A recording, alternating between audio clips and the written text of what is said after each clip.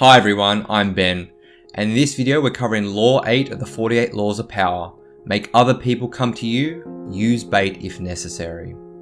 Now what this one is really about is maintaining control and power by directing events and getting other people to be reacting to what you are doing.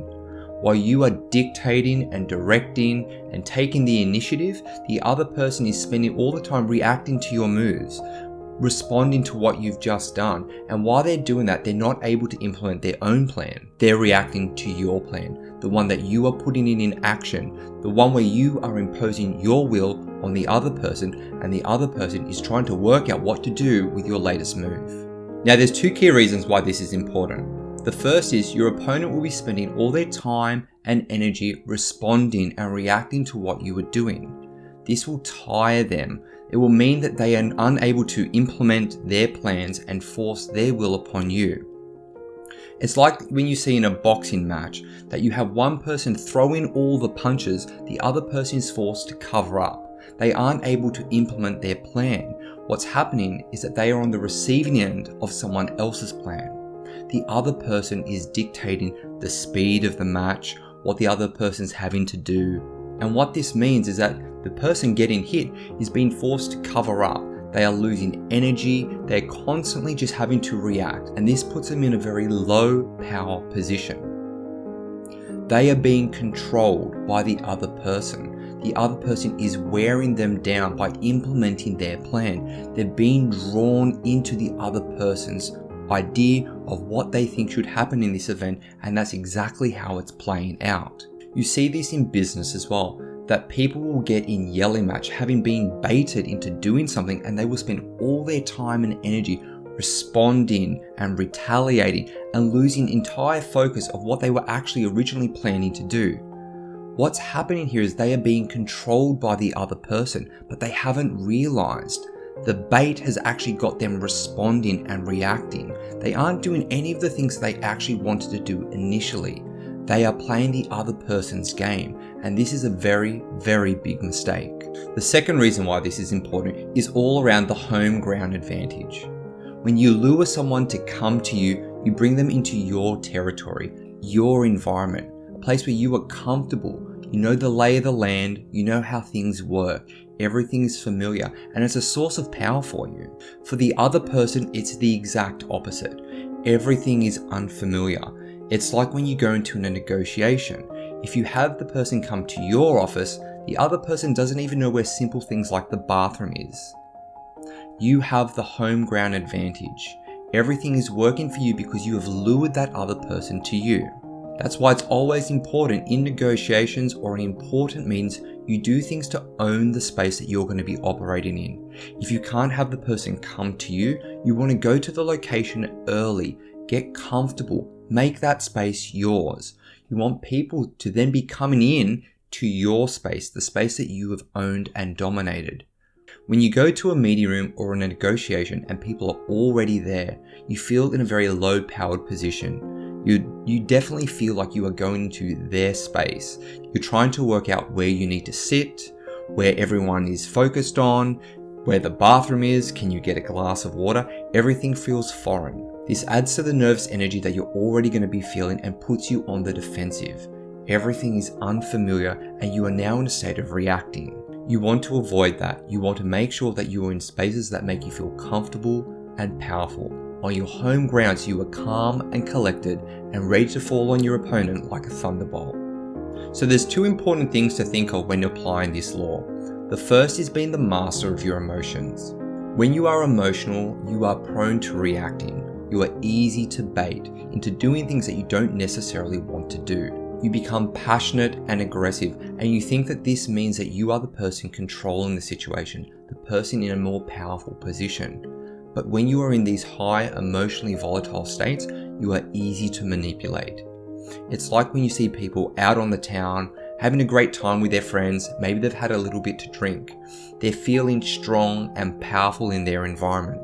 They are also a lot easier in that state to bait into arguments and fights. And that is part of the reason why things like that happen. People are in high emotional states and they very easily manipulate into doing something that they don't necessarily want to do. You need to think of people that are acting aggressively and emotionally and passionately as not being the people aggressively taking control, but the people that are being tugged and pulled in every direction by the people that are calm in the room, the people that have the plan, and they are the ones that are imposing their will on the other person. So you need to train yourself to understand situations where people are being aggressive, being emotional and passionate, and you think they're taking control of a situation.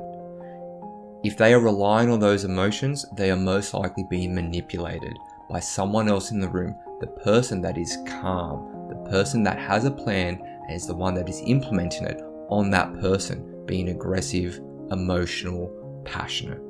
Control your emotions. Don't play someone else's game. Be in control of all your thoughts and all your feelings and do what you plan to do, not what the other person wants you to do. The second one here is understanding the purpose of bait and how to use it. Bait creates the illusion of control. When you deploy it, your opponent thinks that they are the one choosing what they do next, that they are controlling the situation, and that they are the one that is in power. This is what you want them to think. They are now primed to be manipulated and for you to impose your will on them.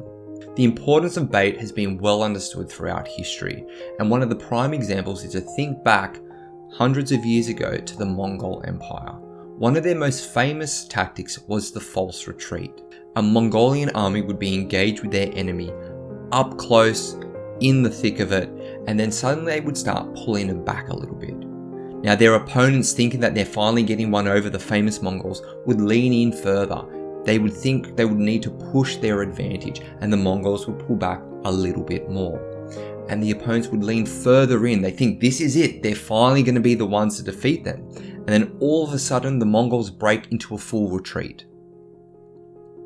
Their opponents, thinking now that victory is theirs, they have a rout, and now is the time to actually punish the Mongols, break ranks, and they chase after them, hunting them down to finally exact some revenge on this invading army.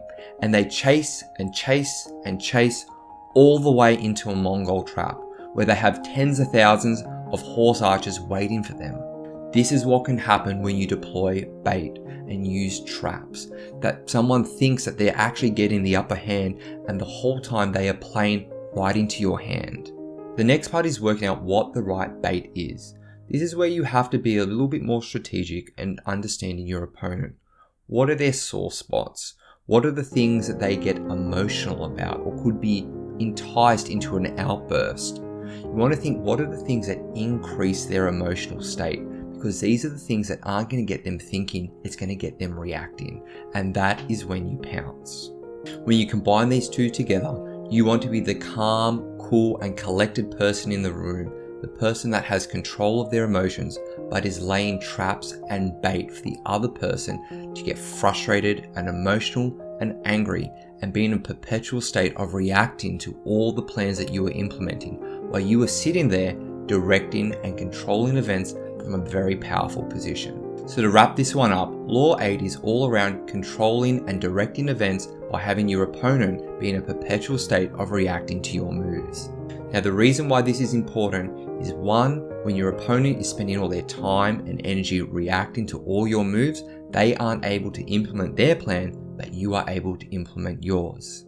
The second reason why this is important is the home ground advantage. There is power in being in a place that you are comfortable and relaxed in versus somewhere that is foreign that already makes you nervous and puts you on the defensive. So the two key rules in applying this one is, one, master your emotions. Be the cool, calm, and collected person in the room, not the emotional person that can't control their response. And the second part is to use bait.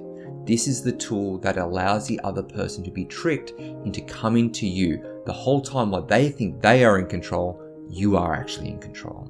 Now, if you want to watch a video on why it's always important to say less than necessary, click here.